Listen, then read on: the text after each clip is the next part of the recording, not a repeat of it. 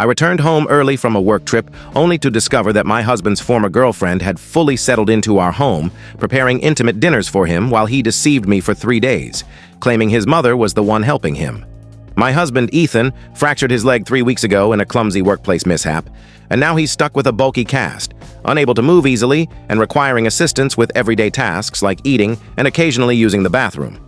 I've been tending to him daily since the injury, even taking leave from my job to ensure he was comfortable and cared for. Last week, my boss contacted me, insisting I attend a 5-day conference in Denver because our top client specifically asked for me to pitch our latest project. Missing it could jeopardize the contract, which would hurt the entire company. Ethan encouraged me to go, saying we needed the income and that he'd manage alone for a few days with his mother, Linda, stopping by if he needed help. I was reluctant to leave him, but he kept reassuring me he'd be fine and that I was worrying too much over nothing. Linda has always been distant about my marriage to Ethan, never fully accepting that we tied the knot 2 years ago. She often makes subtle remarks about how Ethan's ex-girlfriend, Megan, was a better cook, helped Ethan with his professional tasks, and was training to become a nurse, so she'd know how to care for someone injured. Megan and Ethan were together for 3 years before we met, and Linda talks about her as if she were the ideal daughter-in-law who slipped away. I told Ethan I didn't trust Linda to just check in on him and suggested my sister could stay with him instead, but he said Linda would feel insulted if we didn't let her help and that I was being irrational about Megan. He pointed out that they broke up 4 years ago, she lived 2 hours away, and worked at a hospital now. He accused me of creating unnecessary drama and insisted Linda just wanted to support her injured son. So I left for Denver on Monday morning, calling Ethan every few hours to check on him. He always said he was fine, that Linda had brought him food, and he was relaxing with the TV. On Tuesday, he repeated the same story. But on Wednesday, when I called around noon, his tone seemed off, like he was concealing something. When I pressed him, he claimed his leg was just more painful than usual and that Linda had given him painkillers that made him drowsy. That night, I tried calling him at 9 p.m., and he didn't pick up, which was unusual since he always answers, knowing I worry when he doesn't. I called 3 more times, then reached out to Linda, who said he was probably asleep and that I shouldn't be so anxious. Something felt off, but being 800 miles away, I was helpless. On Thursday morning, Ethan answered my call but sounded distant and preoccupied. When I asked how he was, he said he was okay and that Linda was looking after him. When I asked about breakfast, he mentioned Linda made him eggs and toast, prepared just the way he liked, which struck me as odd since Linda never cooks his food to his taste and usually just grabs takeout when she visits. A sinking feeling hit me and I couldn't focus at the conference. During my lunch break, I called our neighbor across the street and asked if she'd seen Linda's car at our house. She mentioned seeing an unfamiliar car, a blue Toyota with nursing decals on the back window, there yesterday and today. That's when alarm bells rang because Linda drives a black SUV, and the only nurse she knows is Megan, who drives a blue Toyota, as Ethan had once mentioned. I booked a flight home for Thursday night instead of Friday afternoon, keeping it from Ethan because I wanted to uncover the truth. My flight was delayed 2 hours, and I didn't reach home until nearly 11 p.m. As my Uber turned onto our street, I spotted the blue Toyota in our driveway, parked like it belonged there. I sat in the car for a moment staring, trying to decide my next move, then chose to walk in boldly through the front door with my key rather than sneaking around my own home. Inside, I smelled food cooking and heard Ethan chuckling from the living room, which was strange since he'd been moody since his injury, mostly watching TV and grumbling about boredom.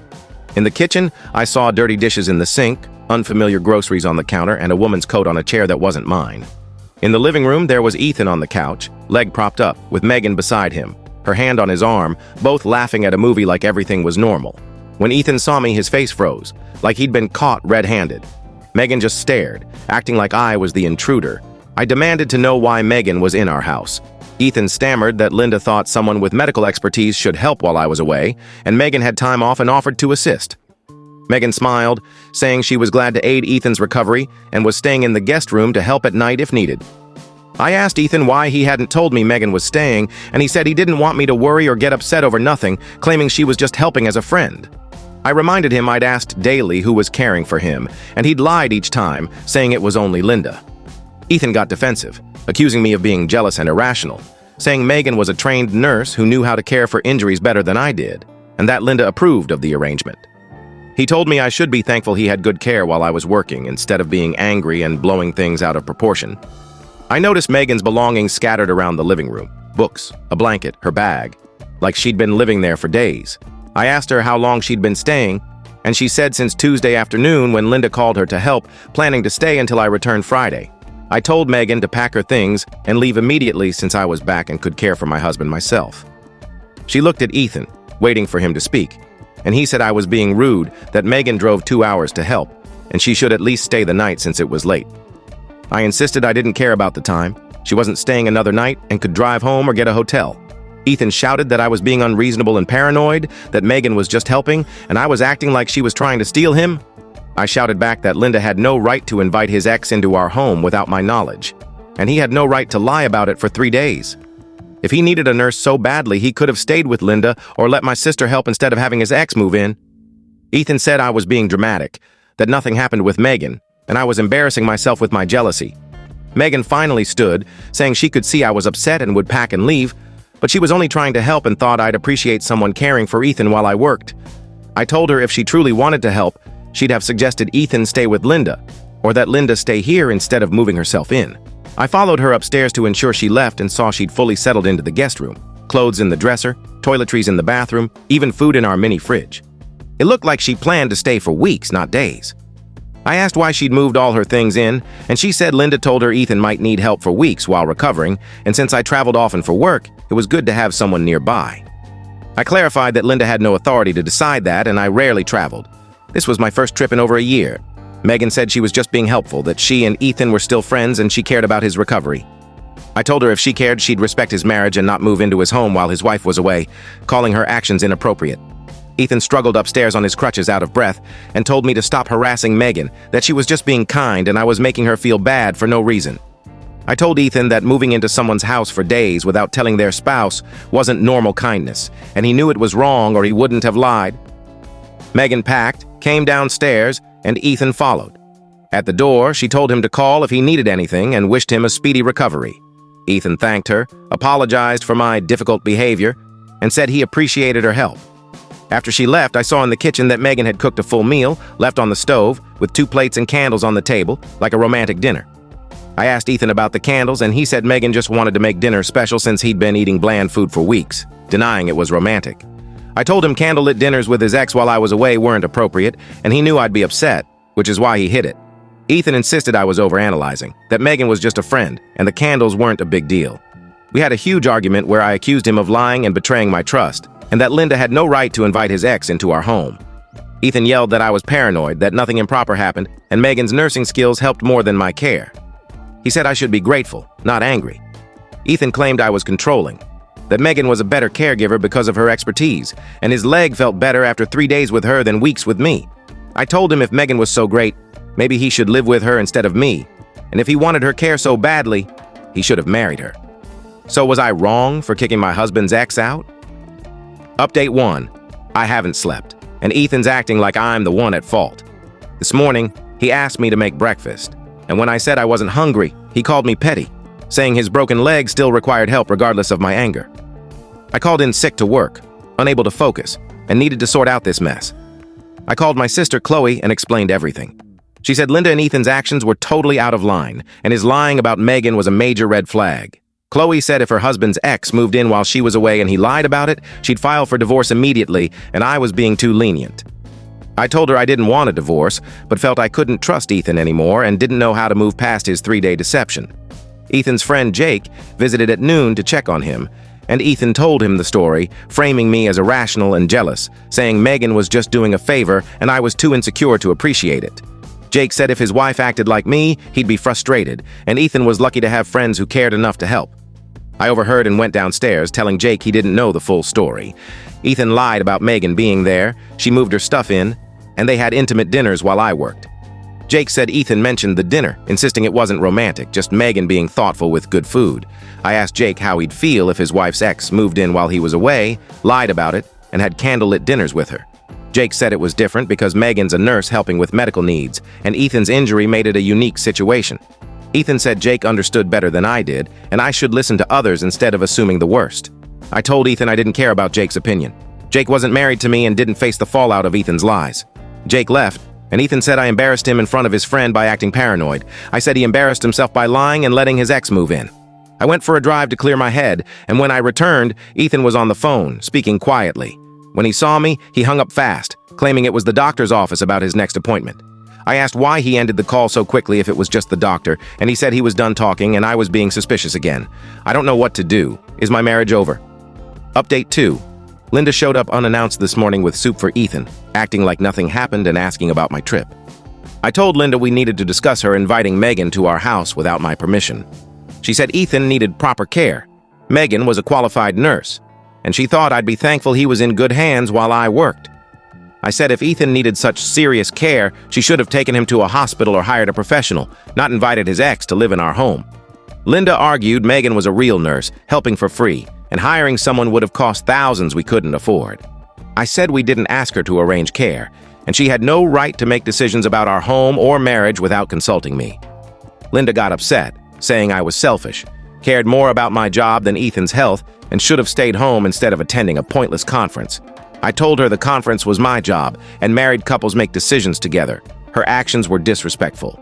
Linda said Megan was like family to her, always welcome, and if I couldn't handle Ethan's friendships, maybe I wasn't right for him. I said Megan wasn't family, she was his ex, and Linda needed to respect our marriage and stop meddling. Ethan told us to stop arguing, saying he was tired of the drama and just wanted everyone to get along and help him heal. Linda said she was only helping her son and would do it again if he needed her, and I wasn't around. I warned her that if she invited anyone into my home again without permission, she wouldn't be welcome here.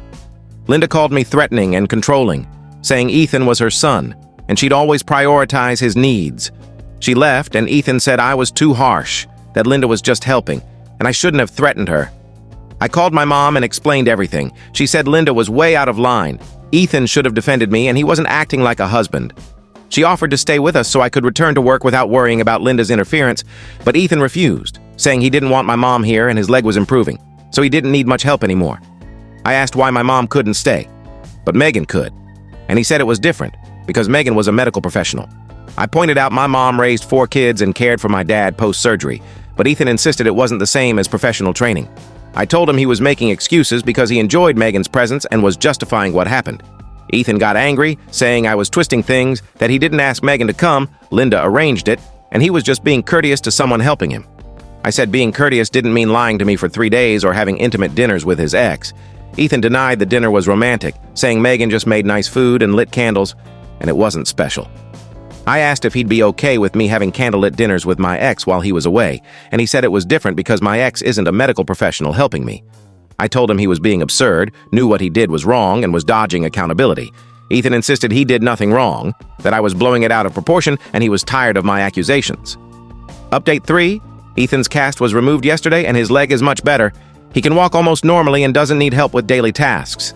I hoped this would ease things, but Ethan still acts like I was wrong to be upset about Megan and hasn't apologized for lying or letting her move in. I asked if he understood why his deception hurt me, and he said he didn't really lie.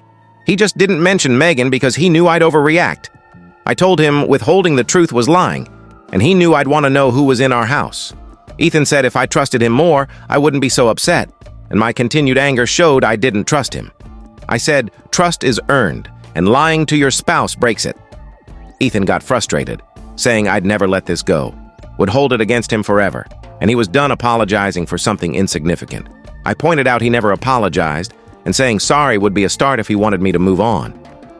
Ethan said fine. He was sorry I got upset but didn't think he did anything wrong and might do the same again if he needed help, and I wasn't there. I said that showed he learned nothing and didn't understand my pain. Megan called Ethan yesterday afternoon, and he went to the garage to talk privately. When he returned, I asked what she wanted, and he said she was checking on his leg, happy the cast was off. I asked why he needed privacy for that, and he said he didn't want another fight knowing I'd get upset hearing him talk to her. I said hiding conversations with Megan was another lie, and if he had nothing to hide, he wouldn't sneak around. Ethan said he wasn't sneaking, just wanted a normal chat with a friend without me overanalyzing. I said Megan wasn't just a friend, she was his ex, and private calls weren't okay, especially after what happened. Ethan called me controlling, saying he should talk to whomever he wants, that Megan was part of his life before me, and cutting her off was cruel and unnecessary. My sister Chloe came for dinner last night and sensed the tension. Privately, she asked if we were okay.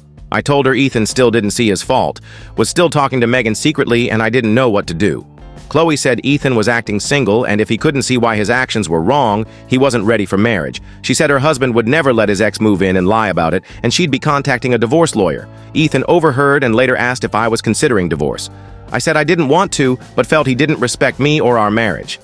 Ethan said he did respect me, never meant to hurt me, and thought Megan's stay was a practical solution to a temporary issue. He admitted he didn't tell me because he knew I'd object, but he needed help, and Megan was the best option. I said that was the issue. Marriage means joint decisions, and he can't act unilaterally because he thinks I'll disagree. Ethan said he understands now and would handle it differently, but he can't change the past and wishes I'd forgive him. I said forgiveness takes time, and he needs to show he understands his mistake and is committed to rebuilding trust. Ethan asked what he needed to do, and I said he should stop talking to Megan and tell her private conversations aren't appropriate. Ethan said that was extreme, that Megan was just a friend, and cutting her off was mean. I said friends don't move into your house and have candlelit dinners while your spouse is away, and if he wants to save our marriage, he must prioritize us over Megan's feelings. Ethan said he'd think about it, but didn't want to be cruel to Megan when she was just helping. I feel like I'm the only one fighting for our relationship, and Ethan cares more about protecting Megan than fixing things with me.